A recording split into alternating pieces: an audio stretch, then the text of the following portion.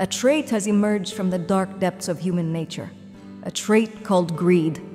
It enriches some, satisfies others, and causes destruction wherever it goes. But when greed aligns with power, humanity begins a descent towards downfall. This dangerous combination has been quietly taking place before us, leading humanity toward ruin, while the elite grow wealthier. In this shadowy alliance, a chilling influence over the world is at play. This influences you to this day. There's been many times in history where humans do unethical, severely unethical things for their own personal gains. Many times where one man influenced hundreds of thousands simply for the gain of one.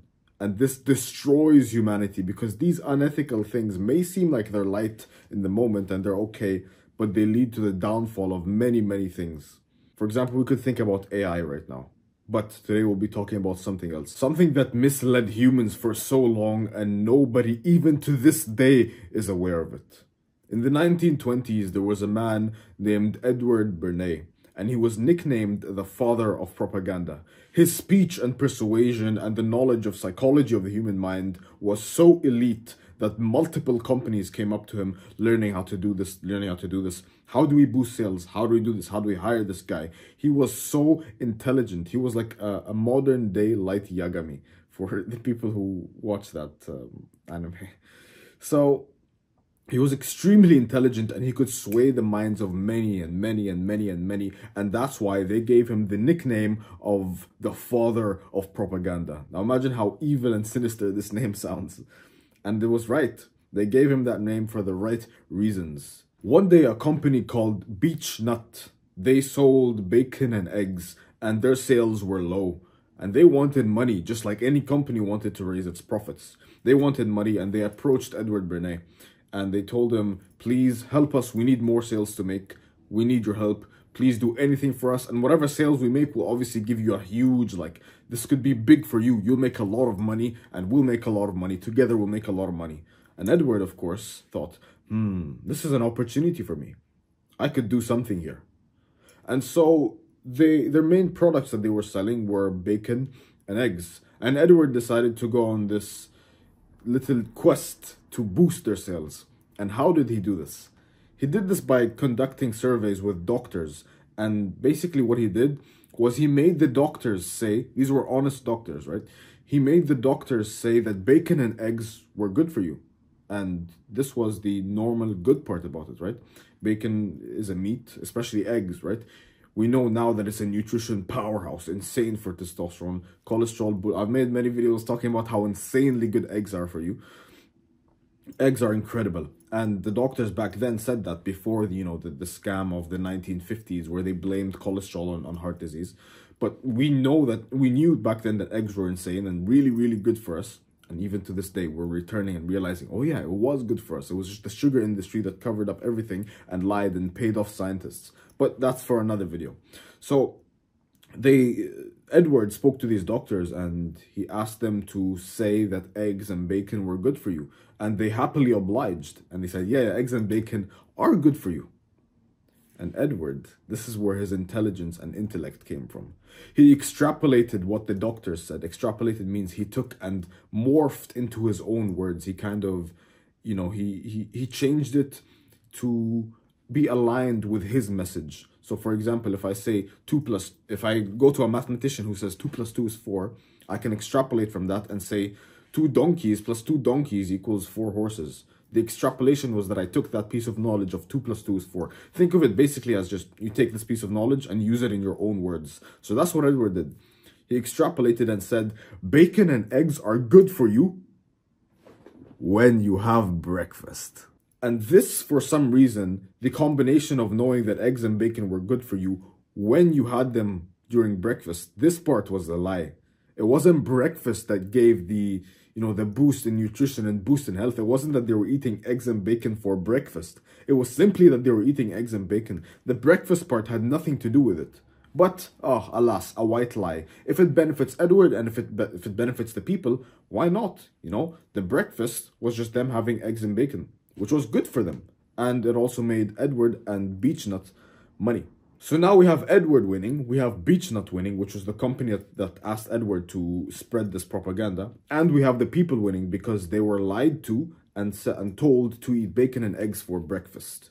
They were lied to, but the lie benefited them. It's like me lying to you and say, if you exercise every single day, you will grow wings in 10 years. And then you exercise for 10 years, which is good for you, but you realize, down the line that there were no wings. But at least you're happy because now you have a nice physique, right?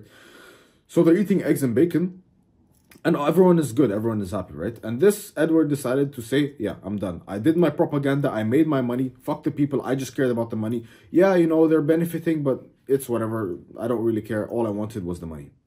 And of course, with something as small as this, there's always a rabbit hole to go down. You benefit, you spread propaganda, you spread a lie, and eventually the lies start to unravel and unfold, and sometimes they don't unravel, unfold. Instead, they go deeper and deeper into something worse. In the 1950s, which was around the time the sugar scandal happened, a lot of cereal companies started to take advantage of the thought that people, oh my God, breakfast is good. Cereal companies, right? Not egg and bacon companies, not those companies with highly nutritious foods. Cereal companies, practically purely sugar and very low nutrition density. They saw that Edward and Beechnut made so much money, and of course, they wanted to get in on the action. So what happened? They started to spread the message that having cereal for breakfast was good. They started to spread the message that cholesterol was the enemy. The Sugar Association bribed the American Heart Association to say that sugar it's not the enemy. Cholesterol was the enemy. Because they wanted to take over the business of, you know, the bacon and eggs. Bacon and eggs are full of cholesterol, bro. Full of cholesterol. And sugar didn't like that because it had no cholesterol, which is actually good for you. So they said, yeah, big enemy, cholesterol. We stay away from that. And I talked about the sugar scandal. Basically, they bribed $50,000 to American scientists who then decided to tell the public that sugar is fine. The enemy is cholesterol. $50,000 back then was $2 million in our time, which even like to bribe the entire fucking human race and say that cholesterol is bad for you and like ruin lives and cut them in half and like cut lifespans in half and do all this shit. $2 million? Really? That's pathetic. So then the sugar scandal happened and everybody started having sugar. Everybody started having refined carbs. Everybody started having cereals for breakfast. And who made the money? The cereal companies. So then started the rise of cereals and carbs for breakfast. And with that, obviously came the downfall of human health. The downfall of teeth, the downfall of cardiovascular health, the the rise of obesity and diabetes. But let's just talk a little about what happens when you have a breakfast such as cereal. First, you have the spoonfuls, like you have a spoon, let's say, of Cocoa Pops, right? Oh, cereal company, Cocoa Pops. Everyone, you know how many fucking kids have Cocoa Pops? Or I had Cocoa Pops as a child for breakfast. So you consume the Cocoa Pops, right? And then you eat and you eat and you eat, and it's a huge meal and so many carbs and so much sugar in the Cocoa Pops. And you swallow it. And then the carbs start digesting, the refined sugars start digesting, the hydrogenated soybean oil starts digesting. And what happens is your blood sugar, because of the amount of sugar just compacted into those pops, your blood sugar levels start rising and rising and rising and rising, and they keep on rising. And then your blood sugar now is at like a very, very high point, which is your body decides, yeah, no, we're not going to have that. So there's this hormone called insulin. Insulin basically brings your blood sugar levels down. If you eat like a high carb meal, we always this high carb meal insulin spike, because you have a high carb meal full of sugars, full of glucose, sometimes full of fructose, and your blood sugar levels just go through the roof. Insulin counteracts your blood sugar levels and it brings them down. And so when you have these insulin spikes, what happens to your body? Well, when you have an insanely high amount of blood sugar levels, this is what we call an energy rise, right? Because your blood sugars there's so much sugar in them, and sugar, there's a lot of, quick energy bursts inside them. That's why sometimes when you eat a high carb meal, it's quick energy. But when the insulin level spikes, your blood sugar levels drop. They're inversely correlated. And this is what we call an energy crash or a carb crash. So one of the detrimental effects that you get is energy fucking fluctuations when you have these carb meals in the morning. You eat it, you feel, oh, high energy, I feel insane for 10 minutes, and then you drop for another 60 minutes, or for however long these carb crashes take you. So they destroy your energy levels. There's weight gain as well, because when you have the insulin spike that brings down the blood sugar, these sugars get stored in your muscles as glycogen and sometimes fat, literally just fat, like these excess energy, so much energy in sugar, you just get them stored as fat cells in your body. And the glycogen and the water weight and the bloating, the facial bloating, these all just contribute to weight gain. And on top of that, insulin resistance happens.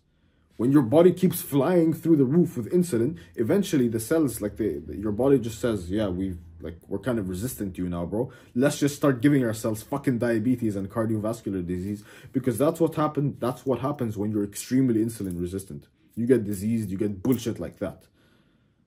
And so where did this stem from? The rise of cereals as breakfast.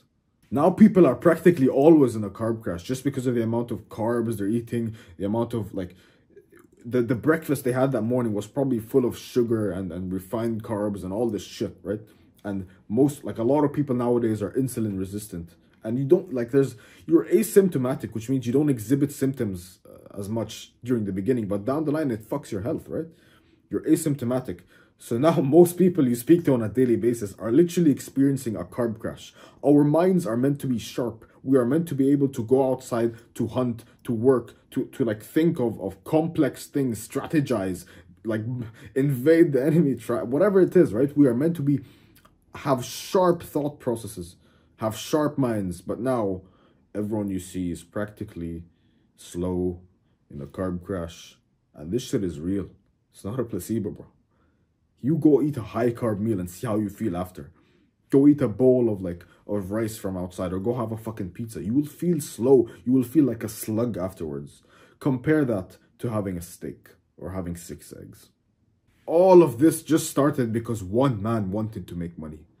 One man wanted to make money, and then it just went down the rabbit hole of getting worse and worse and worse. And now people think Cocoa Pops as a fucking breakfast is good for you. Now people think breakfast is good for you. The thing is, actually, we'll talk about the secret at the end of the video. Imagine how sad that is. People are always just crashing in carbs. I remember my mother, right before I would go to important exams, for example, the SAT or any kind of final exams I had in middle school, high school, she would practically force feed me to eat. I wasn't even hungry, bro. I was full. Imagine, not food, but I didn't have the hunger hormone, ghrelin, or I forgot the hunger hormone name. I think it was ghrelin.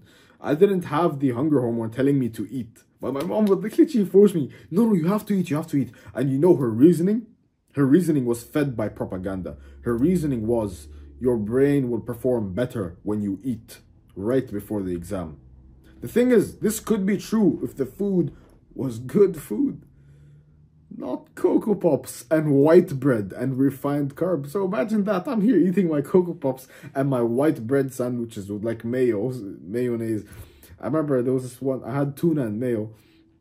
And the mayo was probably made with seed oils and everything. So I'm having refined carbs and I'm having seed oils 30 minutes before I go to my exam, bro. Imagine the carb crash and the brain deadness I'd have during that time.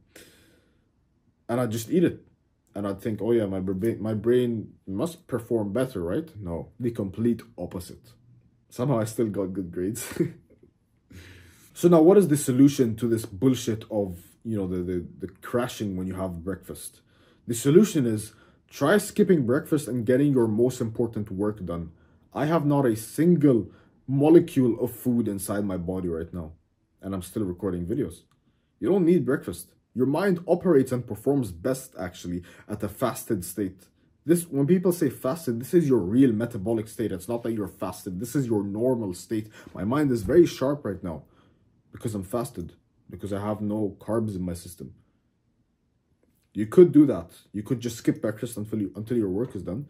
But this is one other experiment I want you to try. Have your breakfast, no carbs. No carbs, especially no refined carbs, which means no white bread, no fucking chocolate cakes. I used to have chocolate cakes as a baby, not baby, as a child. I've had them as breakfasts. None of that shit. No cereals, no milk, none of this. You want to have breakfast? Go have steak and eggs, or just go have eggs, or just go have steak, or go have any sort of meat that has no carbs. Go have fish. No carbs. See how you feel afterwards. You can try a carnivore diet / animal-based diet for 1 week of your life. I guarantee you, you will feel immaculate. Your entire life will change.